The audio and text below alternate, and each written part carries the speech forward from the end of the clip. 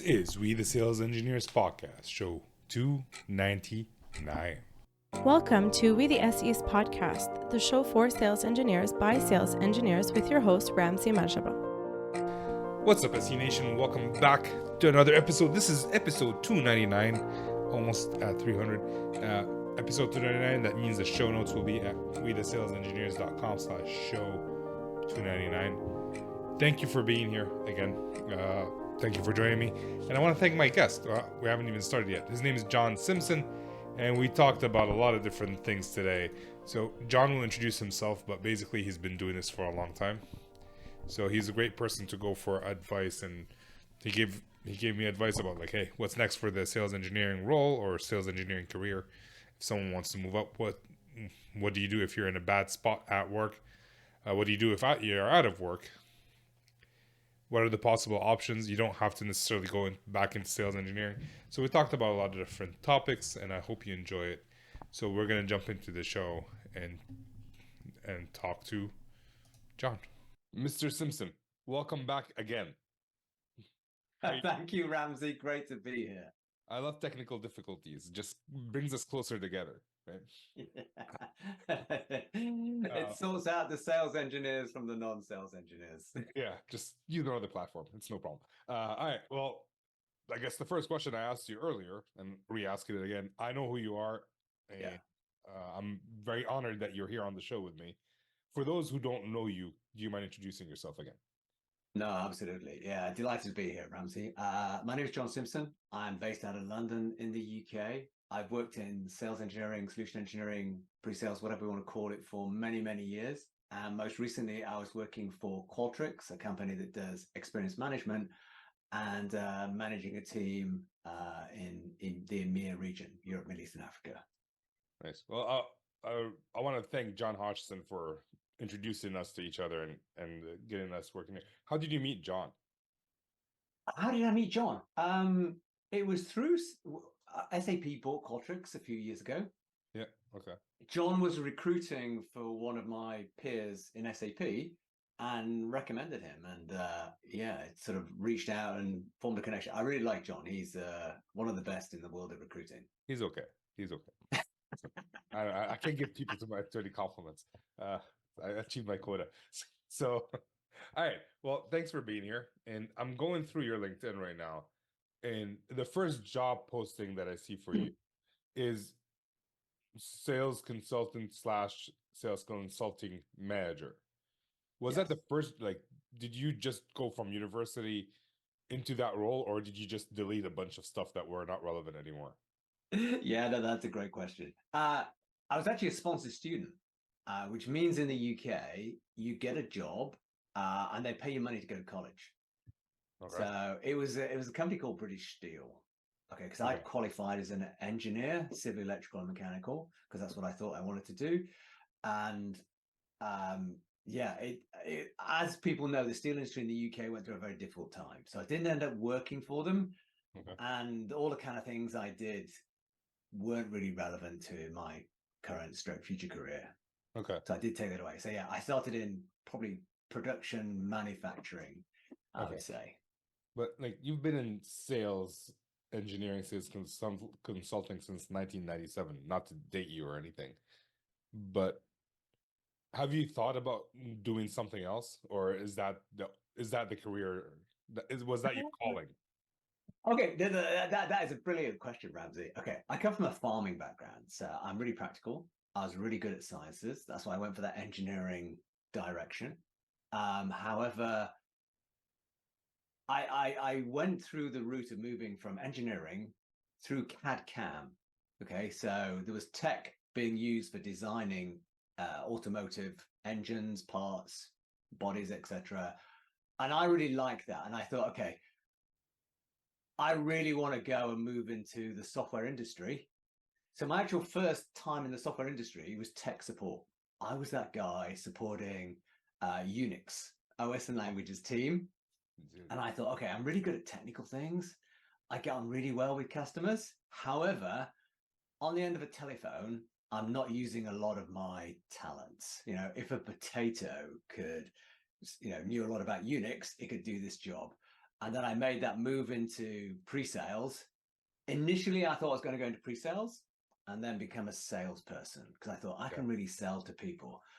The more I worked with salespeople, the more I realized that wasn't really my calling. However, sales engineering, solution engineering was my calling. So that is why I've sort of stuck with it as a career path and had many different roles. All right. You know the next question. It's the basic sales engineering question. Why? Why was sales not your calling, and why was sales engineering your calling? Yeah. No, that is really, really good. Okay, so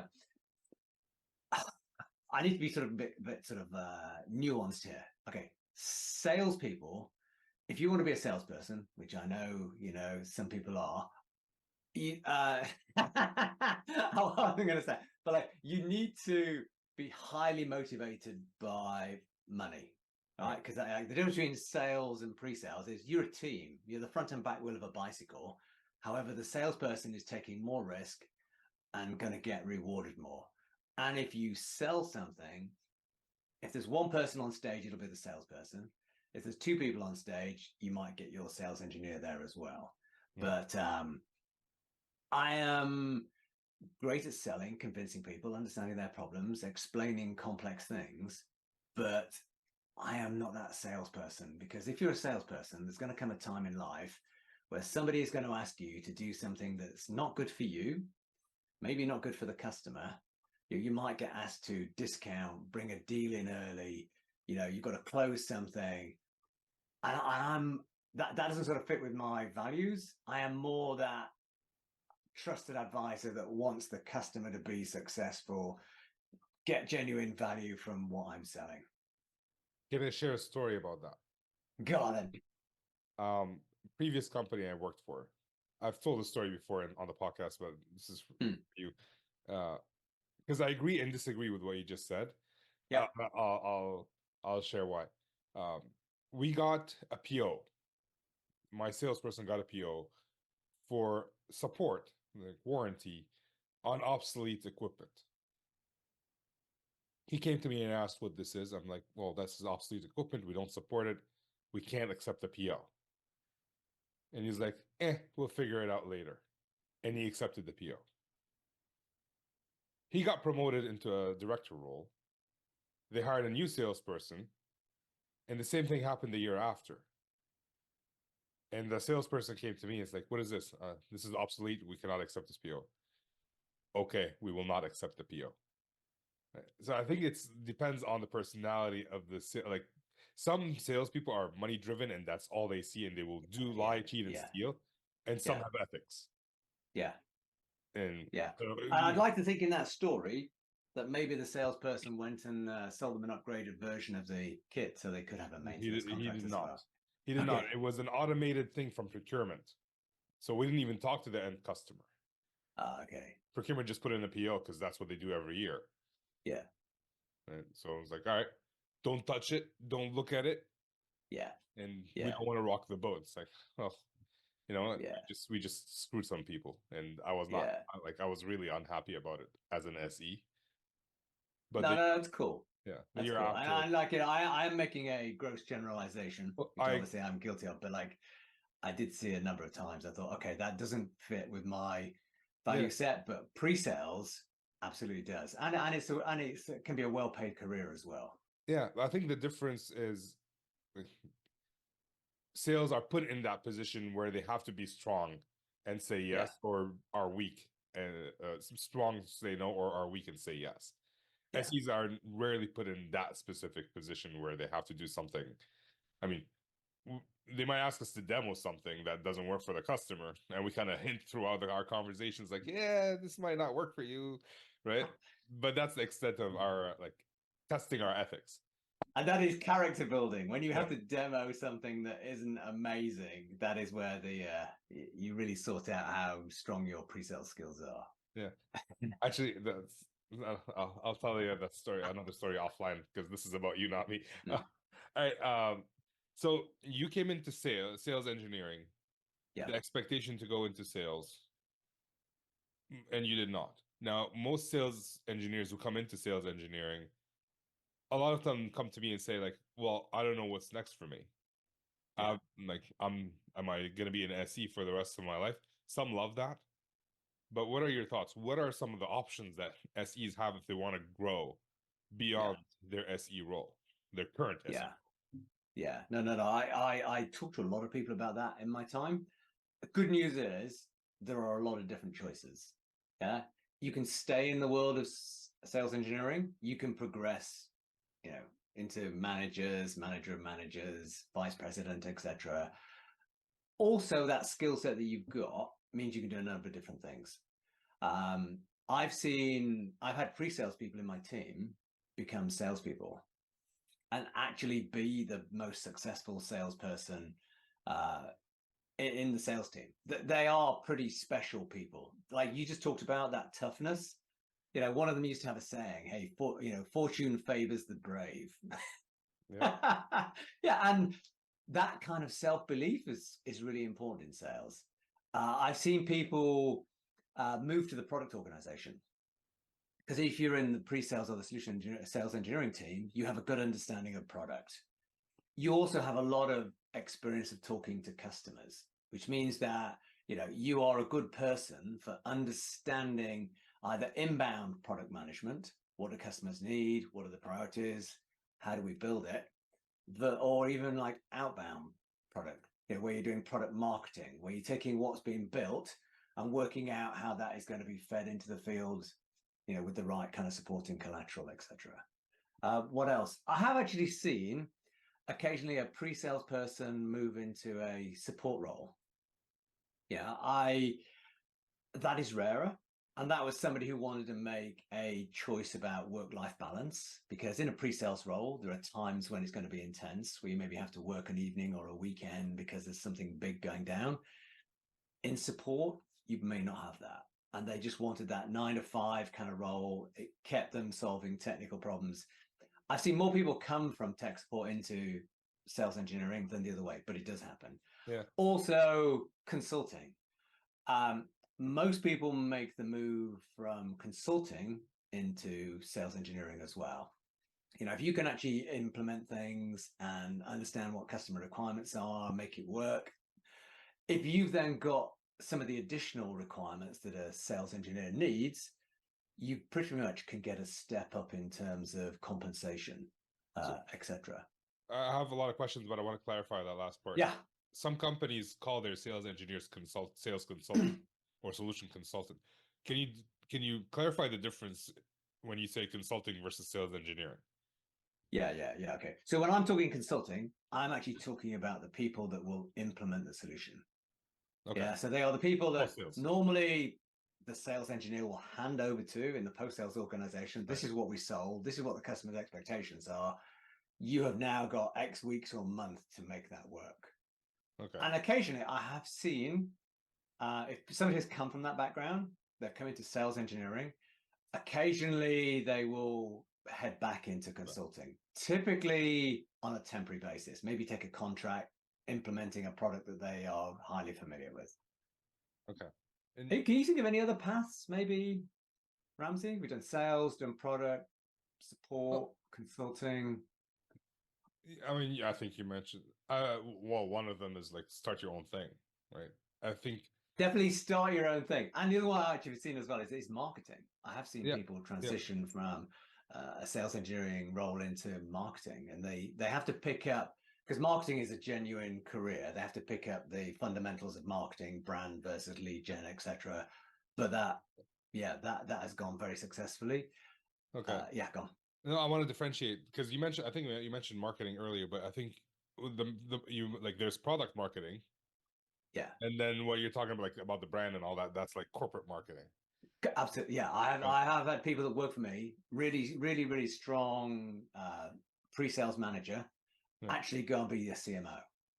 Yeah. Well, it's a big move, but smart person made it very successfully. So the way I've described sales engineers in the past is that they're small scale marketers, right? Where like a product marketer or a corporate marketer, they're telling a story for a general public, right? It's not customized, but it's at scale. Whereas SEs they're doing the same thing, but at a smaller scale to few people in the room versus the whole world, and hopefully, like, we're more targeted. We're more accurate marketing versus, you know. I think that's a really good explanation, because if you think about it, we talk about the pipeline funnel, the sales funnel, don't we? Yeah. And like the marketeer is really working on that first part of the funnel.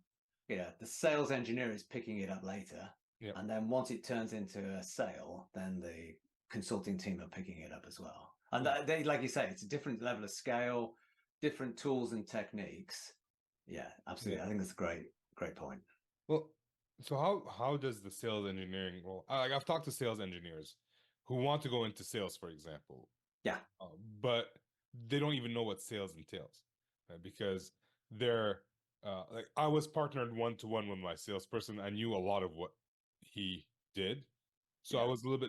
I was exposed to what he was doing. But a lot of companies have like the pool model, or one Yeah. SE covering 6 salespeople, and at which Yeah. point they're not covering the entire sales cycle. How does sales engineer prepare someone to move into sales? Yeah, no, that's really cool. You are right about the different models. In the first time when I was leading a sales engineering team, I had the luxury of a one-to-one mapping. One sales engineer, one salesperson. It made resource planning really easy. Hey, you've got one person that you can't have anymore. So that they got that kind of exposure that you've got, which is like they understand end to end. They're involved in maybe early on from the prospecting, working out if there is an opportunity, maybe qualifying it, all the way through to demonstration, convincing, signing on the dotted line, etc. Yep. It's really great way to see exactly what a salesperson does. There are roles that you also talked about, which is I'm a pool of pre-sales people, and all I need to know is that I'm delivering a demo next Tuesday at 10 a.m. Yeah. Yeah. And that, you're absolutely right. That is going to give you limited exposure to the sales cycle. Right. The only thing I would say there is nothing stopping you talking to the salespeople, forming a relationship, understanding what they do as much as possible. If you can't, but the next thing that's going to come up there is how do I make that step? Because it's a big step from just doing demonstrations. So hopefully within the company, they will give you that opportunity. So what I kind of think I like a low risk thing is like, hey, let somebody have a go with an opportunity while still being a pre-sales person. If you are bent on being a salesperson and you're passionate about it, you might need to change companies to get the right level of opportunity where you can get that exposure. And sometimes when you move companies, there's an additional benefit. If you are viewed as the technical pre-sales person within one company, you join another company as a maybe more junior salesperson, you're not going to be that labeled as that pre-sales person. You're going to come in as a salesperson with a different expectation, etc. So yeah, and it's a job at the end of the day, Ramsey, and a job is a vehicle for achieving life's ambitions. So back to that person who said fortune favors the brave. If you are really the right kind of material to be a salesperson, you will take that risk. Because what is the downside? If you are really good at something, you can always go back to it. Yeah. Well, I would say the one advice I would give is don't tell your SE leader that you're done with sales engineering and you want to go into sales if you don't have an opportunity in hand. Yeah. I've talked to someone and he's like, I'm tired of sales engineering. I don't want to do this anymore. I'm going to talk to my boss. And I see the message like a day later. I'm like, no, wait, hold on. Don't talk to your boss. Go find an opportunity. Yeah. Like, talk to maybe the sales leader in the company. Is there an opportunity? Before you do that, ask questions about sales. He's like, no, I already told my boss that I don't like sales and engineering anymore. And I talked to my sales counterpart to see if there's an opportunity after, and they said no. And now they're looking to backfill me. No, you're all right. So there is also a difficult time because most great managers do what we call career action planning. Yeah. Hey, Ramsey, you're our top pre-sales or sales engineer today. Where would you like to be in, say, 3 years' time, 5 years' time? Yeah. Yeah. And there's nothing wrong with saying, hey, look, I would really like to be a salesperson in that timeline. The because that's not going to necessarily get you fired today. Yeah. But then you get into like, okay, so how do I have a career action plan that's going to allow me to pick up those kind of selling type skills, etc.? Yeah, that is a much smarter way to have that conversation. But here's the thing that I've noticed. Yeah. What you're describing is a rarity. I've Yeah. been in 5 different jobs. The only time I've been asked what I want to be in 5 years was on the first interview for my first job coming out of university, where I didn't even know what that role I was interviewing for actually entailed. Right? But since then, I've not been asked that question. Wow. Now, I've done the thing where I talk to my managers like, hey, what is my future? Like, what are my Yeah. possibilities? I took the initiative to talk to my manager, and I have a very good manager who's helping me, guiding me. And he said like, hey, we don't want to lose you within the company. I don't even want to lose you within the team, but I'd rather keep you in the company and help you get a job than lose you altogether from the company, right? I'm still part of his team because it's based on that comment, right? Just because That is brilliant, but that differentiates great managers from poor managers. I remember I left one of my early roles because I was having a little bit of a conversation, and he said, well, what do you want to do? And I said, I'd like to sort of do more of this. And he said, well, the only option you've got is promotion to the next grade. Yeah. In which case we changed the conversation to promotion to the next grade, and I looked for my next job. Right. Yeah, exactly. Yeah. I feel like this is something that's lacking in a lot of companies. We all talk about it. Everyone who's vocal about career progression talks about how great managers do this. I am not finding that many great managers out there because most of them, like VMware, I've talked to a lot of SEs within VMware, or formerly VMware, now Broadcom, and they tell me their managers are more like coaches. Yeah. But I don't hear other companies. I don't hear other SEs talk about other companies like that. So yeah, there was a guy that came from Google to Qualtrics. It's called Russ Laraway. He's written a book. It's a pretty good book. He's ex-military, and the career action planning was pretty straightforward. It's like, hey, I want to find out and understand you as a person. Though looking back, I want to look forward. Where would you like to go? Let's look at the different options that are open to you. And then let's talk about a plan about how you can maybe make some of those a reality. Yeah. It's a really simple structure. It's usually a really positive conversation. Yeah, which is why I don't understand why a lot of managers don't do it. Right?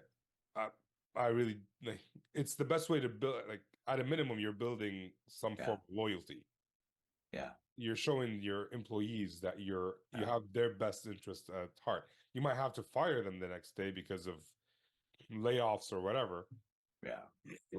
But while they're working for you, you're doing the best to help them achieve what they want. I can actually cut sort of managers a little bit of slack, because by the time you're in like the day-to-day, battle, you're doing things like one-to-ones, you're doing performance reviews, etc. Career action plans are more strategic, and it's really easy to forget the strategic when you're just in a it's the important combat. The important versus the urgent, right? Yeah, We always absolutely. Gravitate towards it. So I mean, but a lot of SE, some companies don't value SEs and SE leaders. For example, the company I work for, they want to hire an SE leader. The current SE leader is retiring. They want to find his replacement. That person would have 12 reportees, and they have to be a player coach. Wow. That won't work, Ramsey. Yeah. Okay. My experience, it's a bit like up to five reports. I always tell people they're a player manager. Yeah. You need to like lean in. When you get to 8, that is the optimum number to be a full-time manager. Once you get over 8, like 10, you can do, but when you come around to all those one-to-ones, that performance reviews, you're going to be super busy. Yeah. If you've got 12 reports, that's going to be almost nigh impossible. They brought it down from 20. Okay. and they're like, all right, go ahead. You're going to be a player coach now. Like, I don't know how, like, I don't know how that person's going to be successful. I hope the best for whoever gets the job, Yeah. but it's just I don't see that happening, and that's one of the things that when you're planning your career as an SE, right? Yeah. We talked about that you can go different places. Uh, what if your plan versus reality don't match? Like, what advice would you give that person? Yeah. Yeah. No, As it's in true. me, what advice would you give me? I planned to be an SE leader like 5 years ago, and I got shifted into sales. What advice would you give me? Yeah. So there are two things I would sort of consider here. Obviously, being pre-sales is always be good to be three. Maybe I'll think of the third one to go on. So number one is we spend a lot of time doing our job. Yep. Yeah. Typically 8 hours a day. So you need to enjoy it. Yeah. Because like that is a lot of your life that you're dedicating something. So okay, you need to be enjoying it. Otherwise, you need to be changing it. The other thing is always look at yourself, stroke CV, through somebody else's eyes. Yeah. And then think about how you're going to tell that story. So, hey, look, I was here doing this role, and this is what I achieved, and this is what I learned from that role. And then I wanted to progress in this particular way. So these are the decisions I made. So always think of that narrative as you're making those calls. Yeah. Does that make sense? Yeah. I can tell you, I took this job based on the narrative that the manager that was hiring me at the time. Like, I'm just trying to give a concrete example for Yeah. someone that's Yeah. based on the fact that that manager said there's room to grow into an SE leadership role within my organization. That's the only reason I took the job, because in my previous company, they basically said we can't hire an SE leader out of Canada. Yeah. It's like, all right, fine. I moved, and then I find out, all right, there is no SE leader within that team. And when I talked to the manager, who's the sales director, who hired me, it's like, no, we don't need an SE leader. So he was managing 7 SEs and 6 salespeople. It's like, all right, fine. I'm not going to be able to convince this guy. Let me work with him so that I can meet some other sales sales engineering leaders within the company. Maybe not this team, but within the company. And I did a very good job as a sales engineer. So good to the point where I went on paternity leave for 3 months, came back, and they said, congratulations, you're too good of an SE. You are now in sales. Right. So the narrative in my head is like, well, I can't leave now. Like, I have to be successful before I leave. I can't just run away. Yeah.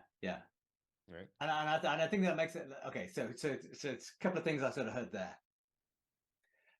Being an SE and thinking I want to be an SE leader, really great. If you have, when people come to me and say I want to be an SE leader, I get asked it quite a lot of times. I have 3 boxes: yes, no, and maybe.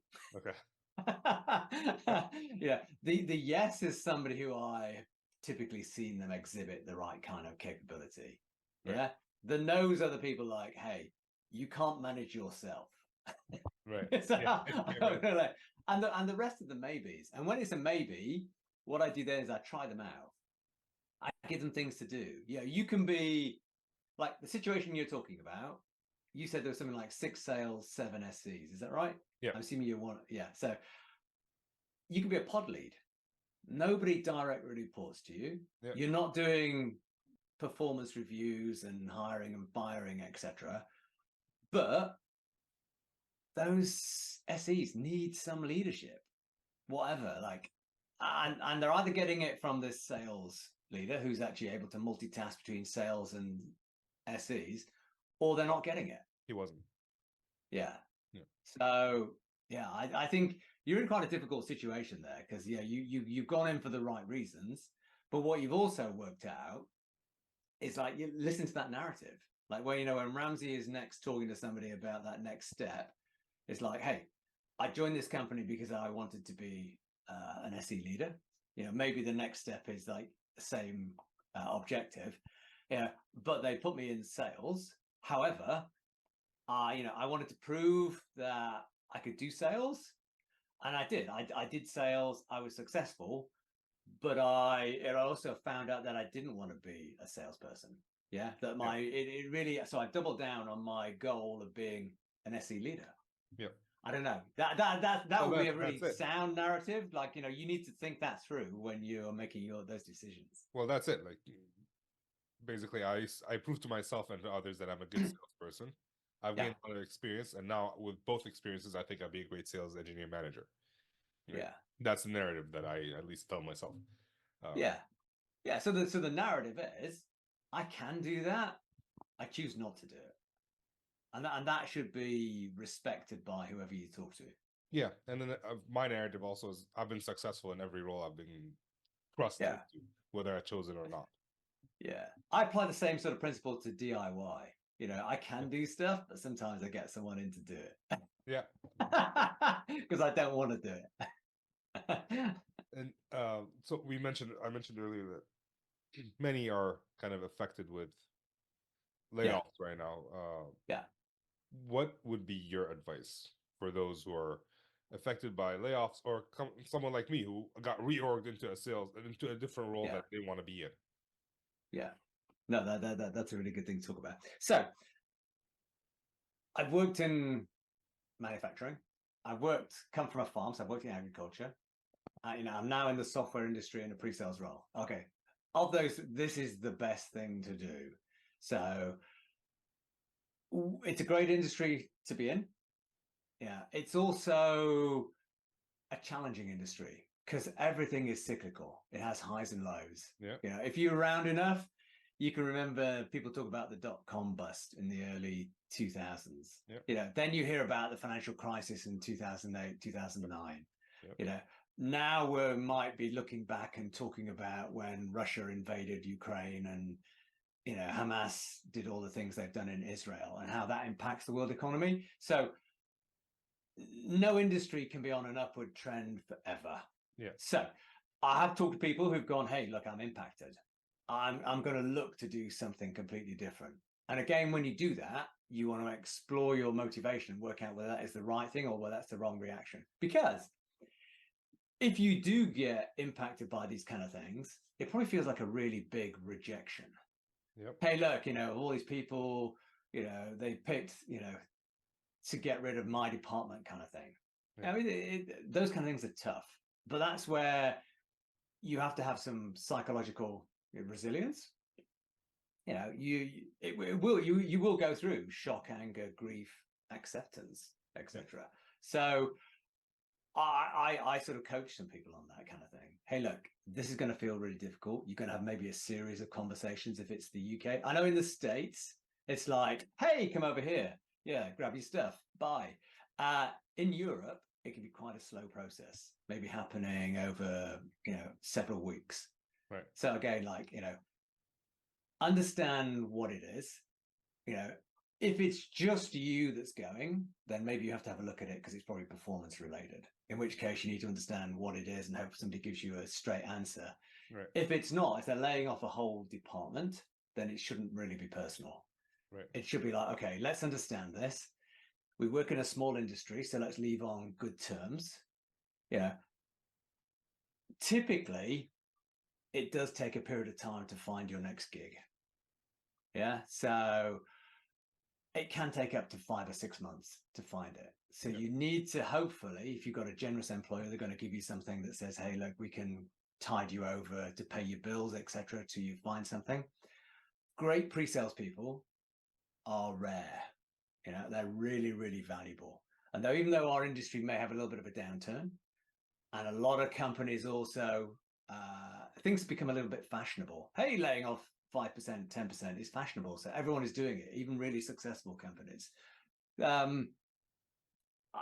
And then just like settle down, don't panic, understand what skill set you've got, work out what you really like doing. So one thing I did at one point was I was working for a really big organization, sell databases and other things, and sort of left them. And it's like, hey, what I really like doing is build up and scale up parts of an organizational Yeah, so where you are recruiting people, you might be first boots on the ground, you might be in with a very small number of people, and you're looking to grow it to a multi-layer sales engineering organization. Right. So work out what you like, and then just be smart. Use your network. Look on LinkedIn, find out what's out there. You might have to go through and do a series of interviews, but hey, you're a sales engineer, so you're good at selling things. The hardest thing to sell in the world is yourself. Yeah, but that is what you are going to do. And you're just going to have to go through a process and take your time. And if you are genuinely good, you will find something. Industry will take time and get into an upward cycle, in which case things will get much easier. Right. So, yeah, I would tell people to, if it's your first time, it can be really shocking. Yeah. If you're going to work in the high-tech industry for quite a few years, it's probably going to hit you at some point. Yeah. Yeah. And you're just going to have to learn to roll with it and how to pick yourself up and move on and just like, hey, grow from it. Yeah. Do you mind if I add a couple of things? No, please do, Ramsey. One of the one thing that we don't generally talk about, like you mentioned, the company will give you some tiding to tide you over. Yeah. Having savings on your own, Yeah. like most, like at least in the US and Canada, they might give you like 2 weeks pay for every year you've worked somewhere. So I've been somewhere for 5 years. I'm gonna get 10 weeks. Yeah, 10 weeks. Yeah. 10 weeks is great, but it might not be enough, especially in this market. Yeah. Having savings, that definitely helps. You mentioned also figure out what you like. Yeah. I would also say figure out what you're good at. Yeah. I had someone that I worked with who was a BDR and then became an SE for a year, and he got laid off. Yeah. And he really wanted to go back into sales engineering, but he was okay as a sales engineer. He's only been there for a year, but he was a great BDR. Yeah.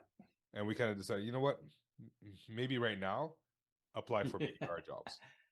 Yeah. Right? And it's always easier to get a job when you have a job. I know, you're absolutely right. I think that is really smart advice you've given there. It's like, hey, if you're really strong on the BDR and your narrative, around your career path for a BDR is really strong, like you say, this time will pass. This is a bit of a low point for the industry, and it will sort of pick up significantly because it's an industry that's very people based. You need a lot of people to sell software, despite what everyone's talking about AI. You need pre-sales people to sell AI. Yeah, exactly. I mean, also like let's say sales engineers specifically. I talked to a lot of people who like got laid off as a sales engineer, and they want to become an SE in a different industry. Right? But there are already people laid off in that industry that people can just hire. Yeah. So what's your competitive edge there? You don't have it. Whereas if you're in networking, go find a job in networking. You have a competitive edge because you already know the competition. Yeah. So if you're working for Cisco and then you apply to Juniper, Cisco, for example. So these are the things that I thought about as your question. No, that's great points, Ramsey. No, absolutely. So John, we're almost at the end of the time. So we're going to jump into the not so fire round. These are the same 4 questions I ask almost every guest. Okay. And I'd love to hear your thoughts. Start with question number 1, obviously, because we go in order in this country. What do you love about sales engineering? I love solving complex problems and working with great people. And sales engineering, you tend to find those two things come together. Smart people. Yeah. Great smart people. That's good. I like that. Question number 2. What would you consider is your superpower? My superpower. My superpower is I'm pretty good at thinking strategically and tactically at the same time. So I can be in really busy, lots of things going on, whilst also thinking about the strategic side of things. The other sort of, I have two superpowers, well, actually three, because one of them's sleeping. I can sleep anywhere, anytime. You don't need to recover.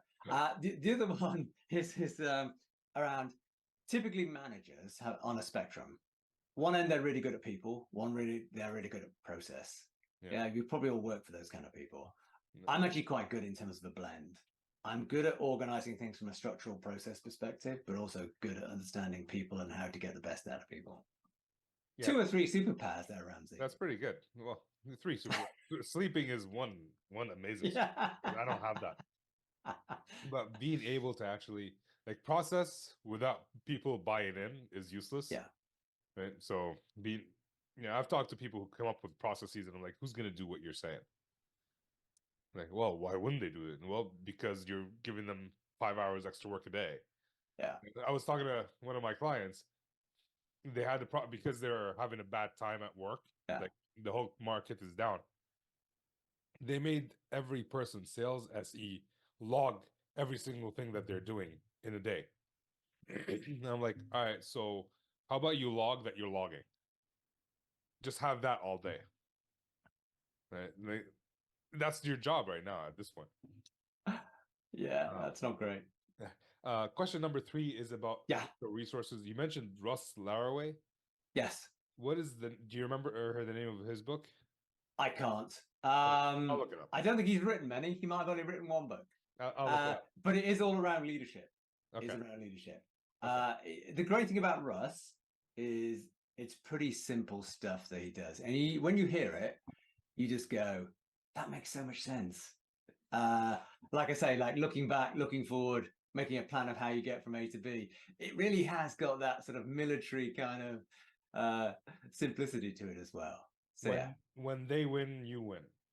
There you go. That's the one. There you go. Yeah. Got it. It's the only. Yeah. So I guess is that a book you would recommend for people who want to go into management?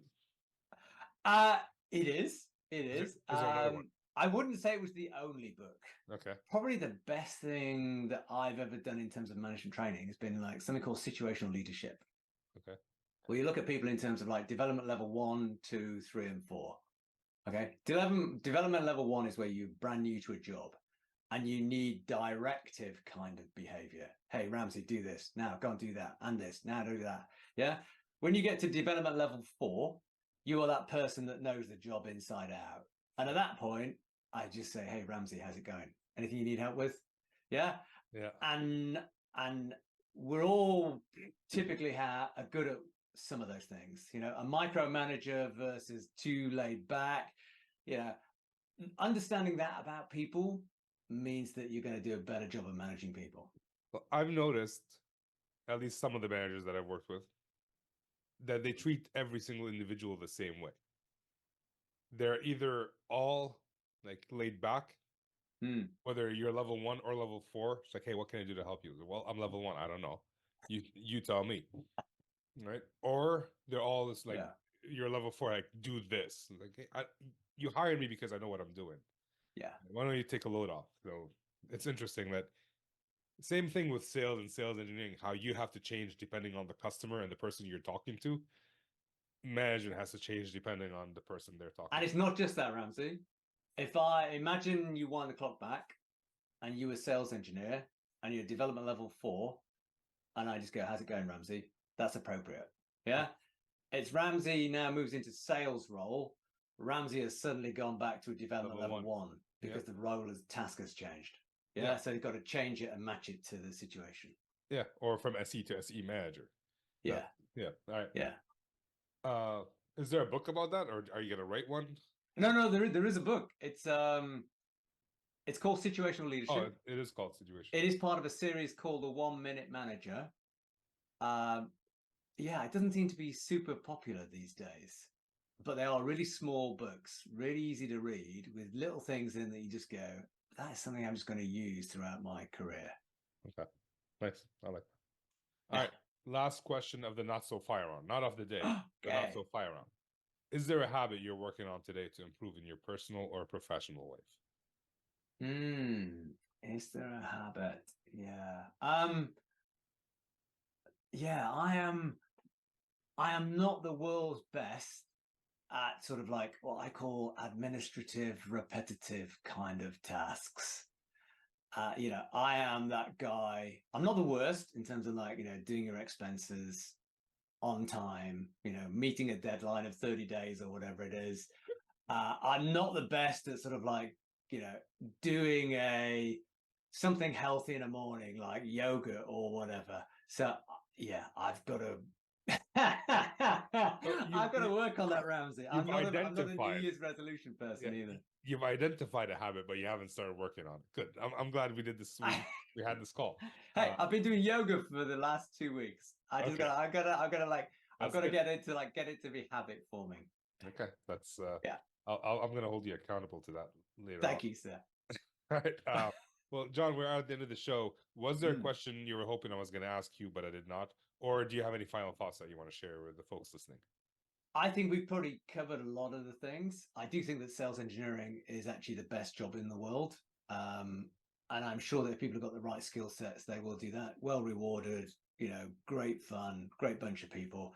One thing I would just in terms of call to action, I am on LinkedIn. So if anyone wants to sort of follow up a little bit, talk a little bit about their career or whatever, if you do search for John Simpson London, there are 3 of us. If you should be doing sales engineering, you'll work out which one of the 3 I am. In which case, very happy to drop me a LinkedIn in mail and we can catch up. I was going to leave a link to your LinkedIn in the show notes. Yeah. Okay, there you go. That will make it even easier. That'll make it easy for the people. And I don't know if I want to do that at this point. Also, here's the difference between sales engineers and sales. Sales engineers will figure out the right one. Sales will just message all 3. Yeah. Let's see which one responds. That's called prospecting, right? Yeah. All right, John. It was a pleasure talking to you. Thank you so much for your time, and I look forward to our next chat. You too. All the best. Thanks, Ramsey. Bye.